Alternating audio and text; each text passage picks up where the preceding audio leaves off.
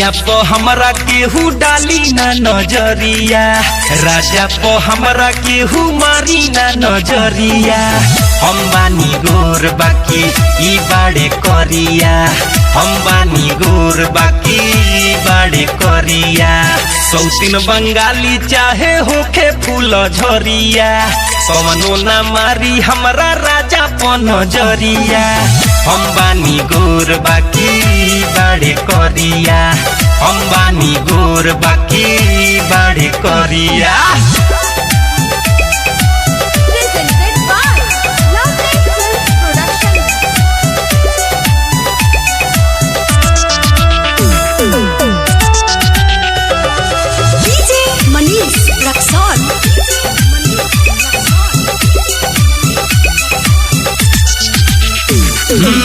भले समोर बाड़े कोयला के खान हो, हमरा ला राजा हमर बाड़े भगवान हो।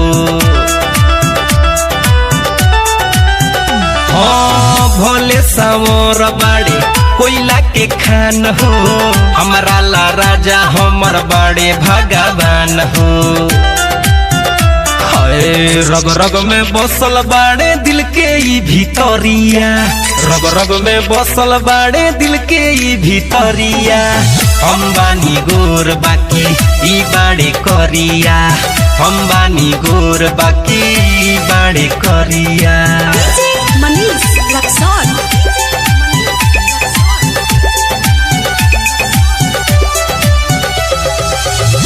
म्यूजिक बाय विकेश भोजपुरिया। आप सुन रहे हैं अमित पटेल की आवाज में। हाँ करिले न केला शौक सिंगार हो, इहे त बाड़े दुनिया हमार हो।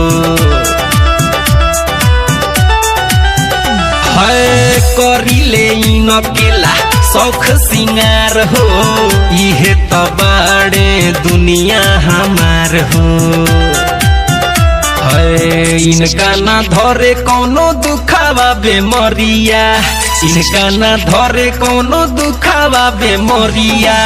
हम बानी गोर बाकी ई बाड़े करिया, हम बानी गोर बाकी ई बाड़े करिया।